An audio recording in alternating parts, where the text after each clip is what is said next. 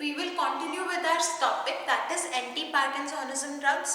In the previous lecture हमने discuss करा था कि पार्किंसोनिज्म होता क्या है, पार्किंसंस डिसीज क्या होती है और हमारे पास जो एंटी पार्किंसंस ड्रग्स हैं वो क्या होती हैं और उनकी क्लासिफिकेशन हमने करी थी।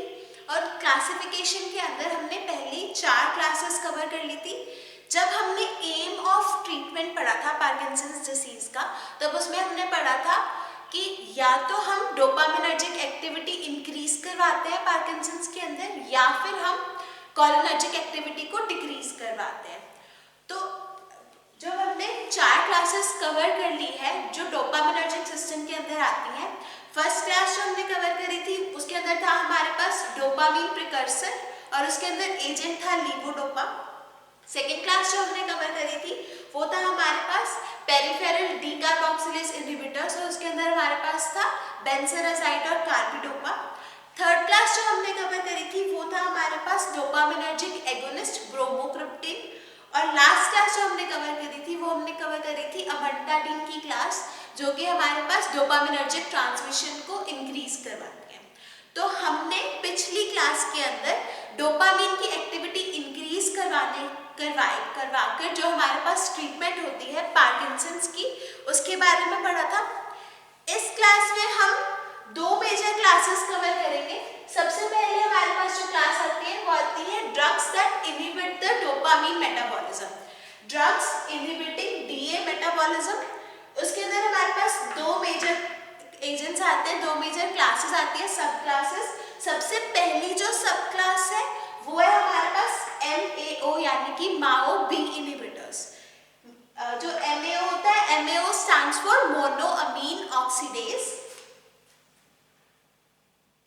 तो मोनोअमीन ऑक्सीडेज एक हमारे पास एंजाइम है जो कि हमारे पास रिस्पॉन्सिबल है for the monoamine oxidase enzyme is responsible for the metabolism of dopamine. अब अगर डोपामिन का मेटाबॉलिज्म हो जाएगा तब हमारे पास जो कंसंट्रेशन है डोपामिन की बॉडी के अंदर वो डिक्रीज हो जाएगी, या ब्रेन के अंदर हमारे पास डोपामिन की कंसंट्रेशन डिक्रीज हो जाएगी। और डोपामिन की कंसंट्रेशन ब्रेन के अंदर डिक्रीज हो जाने की वजह से हमारे पास क्या होता है, हमारे पास पार्किंसंस डिसीज होता है। तो हमारा जो one of the main aims क्या है for the treatment of Parkinson's की हमारे पास जो डोपामिन का कंसंट्रेशन है वो ब्रेन के अंदर इंक्रीज रहे। और ब्रेन के अंदर डोपामिन का कंसंट्रेशन इंक्रीज रखने के लिए हमारे पास मेजर चीज क्या आती है कि हमारा जो मेटाबॉलिज्म है, one of the things that we can do, या तो हम डोपामिन के एगोनिस्ट दे सकते हैं, ऐसी ड्रग्स जो हमारे पास डोपामिन की तरह एक्ट करें, या फिर हम क्या कर सकते हैं, हम डोपामिन के प्रिकर्सर्स दे सकते हैं जो कि हमारी बॉडी में जाके डोपामिन में कन्वर्ट हो जाए। या फिर हम क्या दे सकते हैं, हम डोपामिन जो हमारी बॉडी ऑलरेडी बना रही है उसका जो मेटाबॉलिज्म हो रहा है उसको स्टॉप करवा सकते हैं। तो जो मेटाबॉलिज्म करवाती है हमारे पास वो 2 एंजाइम्स हैं, मोनोअमीन ऑक्सीडेज जिसको माओ भी बोलते हैं, और जो हमारे पास सेकेंड जो हमारे पास एंजाइम है जो कि रिस्पॉन्सिबल है डोपामिन के मेटाबॉलिज्म के लिए, उसके अंदर हमारे पास आती है कॉम्ट इनहिबिटर्स यूज करते हैं हम पार्किंसंस की ट्रीटमेंट के लिए। अब कॉम्ट हमारे पास एंजाइम होती है catechol O methyl transferase, catechol O methyl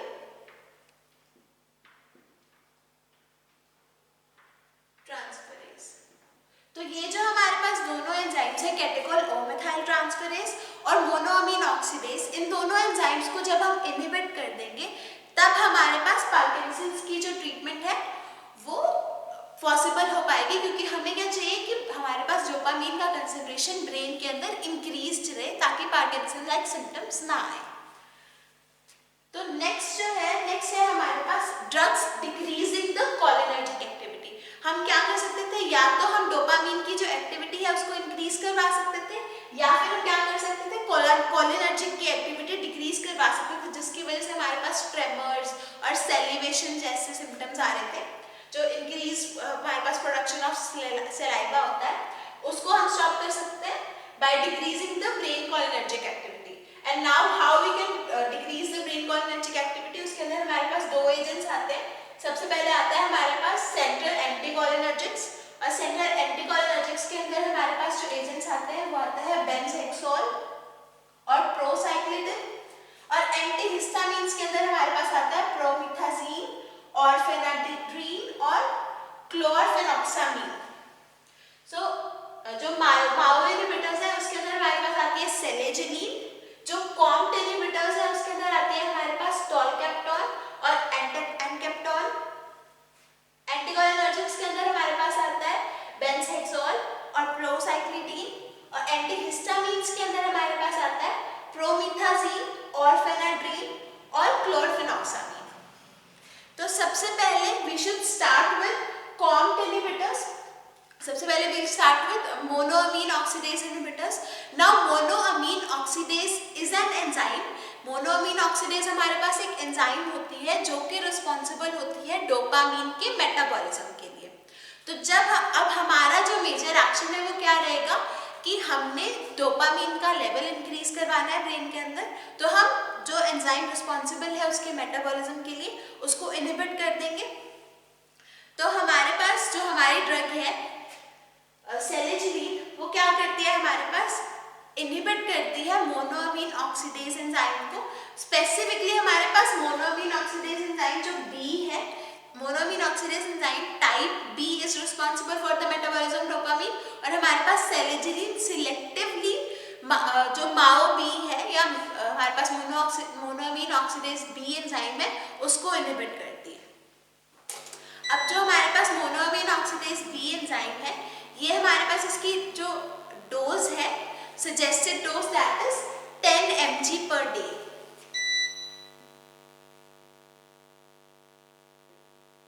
So 10 mg per day हमारे पास इसकी रिक्वायर्ड डोज है। और सेलेजिनिन के लिए हमारे पास साइड इफेक्ट्स आते हैं, और साइड इफेक्ट्स में हमारे पास नॉजिया, पोस्चरल हाइपोटेंशन, कंफ्यूजन और हेल्यूसिनेशन जैसे साइड इफेक्ट्स आते हैं।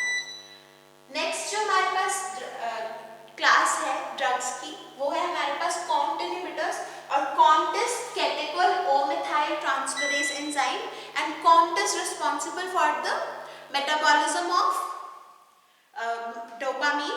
सो डोपामीन की हमारे पास जो मेटाबॉलिज्म है उसके अंदर जो हमारे पास एजेंट्स यूज होते हैं, दोज एजेंट्स आर टॉलकैप्टोन और एंटाकैप्टोन। अब टॉलकैप्टोन जो हमारे पास एजेंट है वो क्या करता है, हमारे पास कॉम्ट जो एंजाइम है उसको इनहिबिट करता है।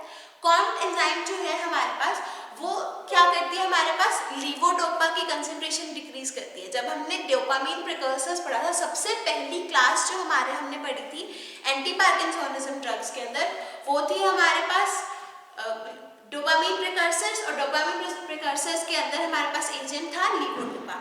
तो लीवोडोपा की जो हमारे पास प्लाज्मा टी हाफ होता है उसको हम इंक्रीज कर सकते हैं विद द हेल्प ऑफ टॉलकैप्टोन सेलेजिनिन। तो हमारे पास ये एंजाइम्स क्या करती हैं, जो हमारे पास प्लाज्मा टी हाफ होता है, क्योंकि हमारे पास अगर मेटाबॉलिज्म नहीं होगा तो हमारे पास जो ड्रग है वो ज़्यादा टाइम के लिए अवेलेबल रहेगी। तो लीवोडोपा का जो हमारे पास अवेलेबिलिटी है ब्रेन के अंदर, उसके लिए हमारे पास इंक्रीज करवाने के लिए कॉम्ट इनहिबिटर्स यूज होते हैं। अब इसके अब लास्टली हमारे पास जो साइड इफेक्ट्स हैं, हमारे पास जो साइड इफेक्ट्स है वो है ऑर्थोस्टैटिक हाइपोटेंशन, उसके अलावा डायरिया कॉज करता है हमारे पास टॉलकैप्टोन और एनकेप्टोन, और इसके अलावा हमारे पास हेपेटोटॉक्सिसिटी और हेल्यूसिनेशंस जैसे साइड इफेक्ट्स आते हैं। अब जो हमारे पास टॉलकैप्टोन है, टॉलकैप्टोन और एनकेप्टोन में हमारे पास सिर्फ ये फर्क है कि हमारे पास जो एनकेप्टोन है इट इज शॉर्टर एक्टिंग, इसकी जो हमारे पास ड्यूरेशन ऑफ एक्शन है वो शॉर्टर है इन कंपैरिजन टू टॉलकैप्टोन, और इसकी जो हमारे पास हेपेटोटॉक्सिसिटी है वो भी कम है इन कंपैरिजन टू टॉलकैप्टोन। सो हमारे पास जो नेक्स्ट क्लास आती है, नेक्स्ट क्लासेस ऑफ क्लास हमारे पास एजेंट्स आता है, वो आता है drugs decreasing the brain cholinergic activity. अब हमने जब कोलिनर्जिक सिस्टम पढ़ा था तब हमने पढ़ा था कि कोलिनर्जिक जो रिसेप्टर्स हैं वो हमारे पास या तो हमारे पास रेस्ट और डाइजेस्ट में काम करते हैं या फिर फाइट और फ्लाइट में काम करते हैं। तो उसके अंदर हमारे पास सेलिवेशन इंक्रीज करना, हार्ट रेट इंक्रीज करना, ब्लड प्रेशर इंक्रीज करना जैसे काम जो है हमारे पास कोलिनर्जिक सिस्टम करता है ब्रेन का। अब हमारे जो पेशेंट्स हैं उनके अंदर हमारे पास कोलिनर्जिक एक्टिविटी इंक्रीज हो जाती है, एसिटाइलकोलिन का जो लेवल है वो इंक्रीज हो जाता है, जिसकी वजह से हमारे पास एडवर्स सिम्टम्स आते हैं। तो हम in the treatment of Parkinson's क्या करते हैं, हम जो कोलिनर्जिक एक्टिविटी है उसको कम कर देते हैं, इनडायरेक्टली हम जो एसिटाइलकोलिन है उसका लेवल कम करते हैं। सो हमारे पास एंटीकोलिनर्जिक्स के अंदर बेंजहेक्सोल और प्रोसाइक्लिडिन यूज होता है। अब जब हमारे पास सेंट्रल एंटीकोलिनर्जिक्स है, ये हमारे पास लीवोडोपा के कंपैरिजन में बहुत कम यूज होते हैं। ये हमारे पास मस्कैरिनिक एक्टिविटी जो होती है एसिटाइलकोलिन की उसको डिक्रीज कर देते हैं, और हमारे पास 20% तक हमारे पास इंप्रूवमेंट आती है due to the use of anticholinergics.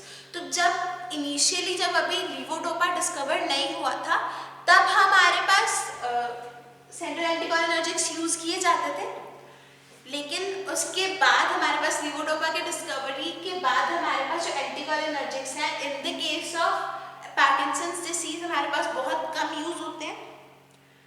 और जो हमारे पास बेंजहेक्सोल है, इसका जो मैकेनिज्म ऑफ एक्शन है वो हमारे पास क्या है कि it decreases the muscarinic activity of cholinergic system. So what benzoxazole and procyclidine do, procyclidine and benzoxazole both decrease the muscarinic activity of acetylcholine।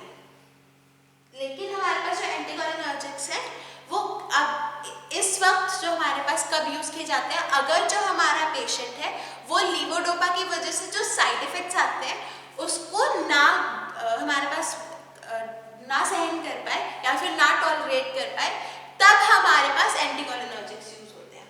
और हमारे पास एंटीकोलिनर्जिक जो ड्रग्स हैं उनके डिफरेंट साइड इफेक्ट्स हैं, जैसे कि dry mouth, constipation, blurred vision, dizziness, confusion, urine retention जैसे side effects देखने को मिलते हैं on the use of central anticholinergic, specifically benzhexol. अब जो बेंजहेक्सोल है, बेंजहेक्सोल हमारे पास एट्रोपिन का सिंथेटिक एनालॉग है।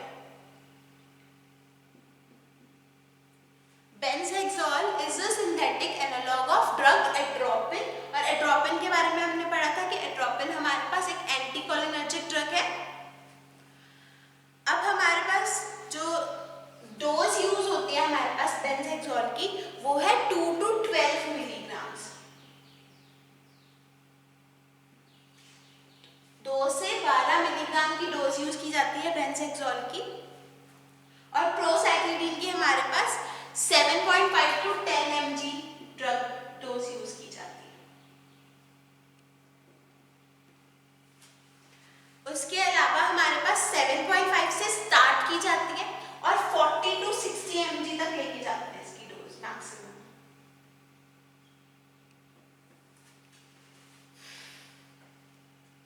नेक्स्ट जो हमारे पास क्लास है वो है हमारे पास एंटीहिस्टामिन्स। एंटीहिस्टामिन्स हमारे पास कब यूज होते हैं, antihistamines are used only when the patient is not responsive to anticholinergics. Anticholinergics हम कब देते हैं, जब हमारे पास जो पेशेंट है वो लीवोडोपा को रिस्पॉन्स ना करे तब हम एंटीकोलिनर्जिक्स देते हैं, और एंटीकोलिनर्जिक्स जब हमारे पास किसी पेशेंट में इफेक्ट ना शो करे तब हम एंटीहिस्टामिन्स देते हैं। और एंटीहिस्टामिन्स हमारे पास लास्ट रिजॉर्ट है किसी भी पेशेंट के लिए। एंटीहिस्टामिन्स में हमारे पास प्रोमेथाजीन, ऑरफेनाड्रिन और क्लोरफेनॉक्सामीन जैसी ड्रग्स आती हैं। ये जो हमारे पास सारी ड्रग्स हैं ये हमारे पास एज एन एंटीहिस्टामिनर्जिक एजेंट्स की तरह काम करती हैं। जितने भी हमारे पास जो पार्किंसंस की वजह से मेंटल कंफ्यूजन और सेलिवेशन और ट्रेमर्स जैसे साइड इफेक्ट्स आ रहे थे वो हमारे पास एंटीहिस्टामिन्स सिम्प्टोमेटिकली ट्रीट करती है। अब हमारे पास जो प्रोमेथाजीन है, प्रोमेथाजीन हमारे पास 25 to 75 mg की डोज में यूज की जाती है, 25 to 75 mg। और फेनाड्रीन हमारे पास 100 to 300 मिलीग्राम यूज की जाती है, और जो क्लोरफेनॉक्सामीन है वो हमारे पास 50 to 100 मिलीग्राम यूज की जाती है।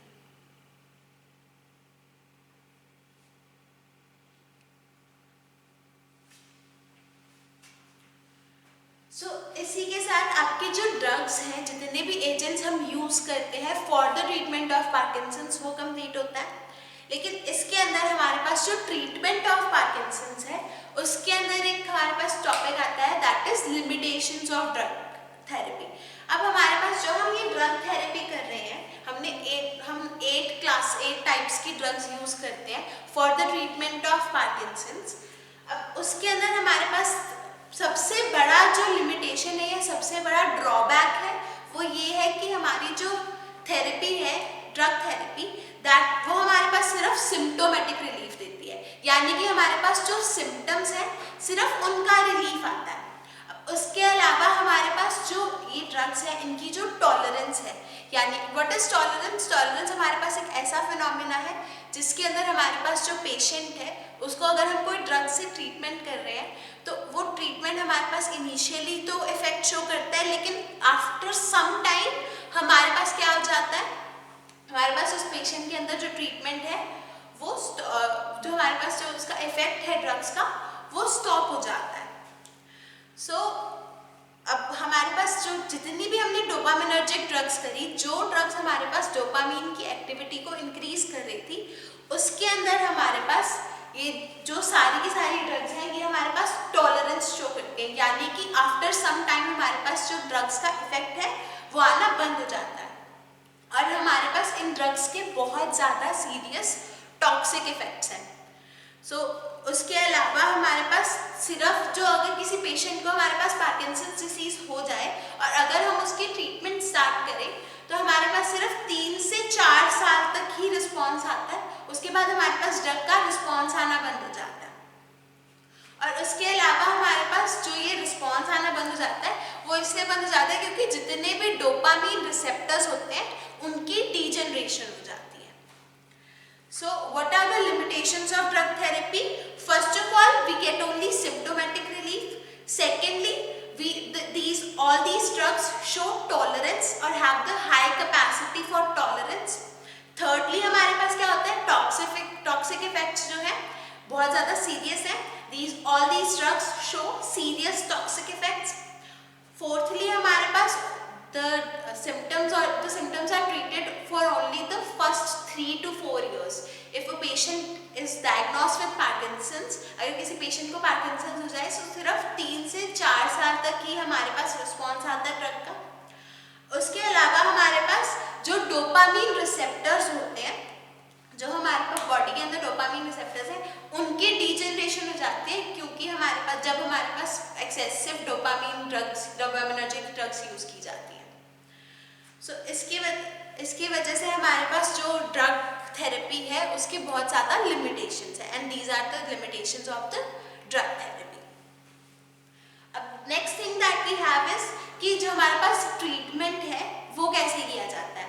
जब हमारे पास किसी पेशेंट को इनिशियली पार्किंसन डिसीज हमारे पास डायग्नोज होती है, जब भी किसी भी पेशेंट को हमारे पास पार्किंसंस डिसीज डायग्नोज होती है और उसको माइल्ड डिसीज हो, अभी इनिशियली स्टार्ट हुई हो पार्किंसंस, तो उसके अंदर हमारे पास एंटीकोलिनर्जिक ड्रग्स और अमेंटाडीन प्रिस्क्राइब किया जाता है। हम लीवोडोपा डायरेक्टली किसी भी पेशेंट को नहीं देते, क्योंकि लीवोडोपा की वजह से एक तो सीरियस टॉक्सिक इफेक्ट्स आते हैं, सेकेंडली हमारे पास क्या होता है कि हमारे पास टॉलरेंस आ जाता है, डोपामिन रिसेप्टर्स हमारे डीजनरेट होने स्टार्ट हो जाते हैं। तो जो हमारे पास माइल्ड डिसीज के पेशेंट्स हैं, उनके अंदर हमारे पास एंटीकोलिनर्जिक्स और अमेंटाडीन प्रिस्क्राइब की जाती है। सेकेंडली हमारे पास जो मॉडरेटली एडवांस केसेस होंगे, उनके अंदर हमारे पास लीवोडोपा प्रिस्क्राइब किया जाएगा।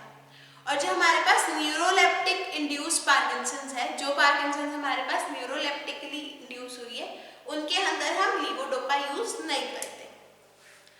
सो विद दिस आपका जो पार्किंसंस चैप्टर है, वो एंटी पार्किंसंस ड्रग्स वो कंप्लीट होती हैं। एंटी पार्किंसंस ड्रग्स के अंदर हमने क्या क्या पढ़ा?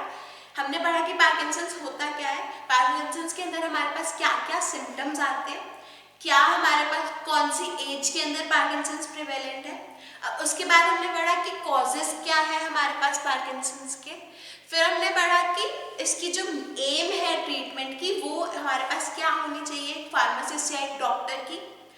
उसके बाद हमने पढ़ा कि कौन सी क्लासेस ऑफ ड्रग्स हमारे पास अवेलेबल है for the treatment of Parkinson's. अब उन ड्रग्स के अंदर हमने पढ़ा कि हमारे पास क्या मैकेनिज्म ऑफ एक्शन है ट्रीटमेंट का ऑफ द पार्किंसंस, और उसके अलावा हमने पढ़ा कि जो इंडिविजुअल ड्रग्स है उसके साइड इफेक्ट्स क्या हैं और उनके हमारे पास यूजेस क्या है apart from the treatment of Parkinson's. So with this we finish the Parkinson's chapter. Next हम करेंगे जो सेंट्रली एक्टिंग न्यूरो जो हमारे पास मस्कुलर ब्लॉकिंग एजेंट्स हैं उसके बारे में पढ़ेंगे। Thank you.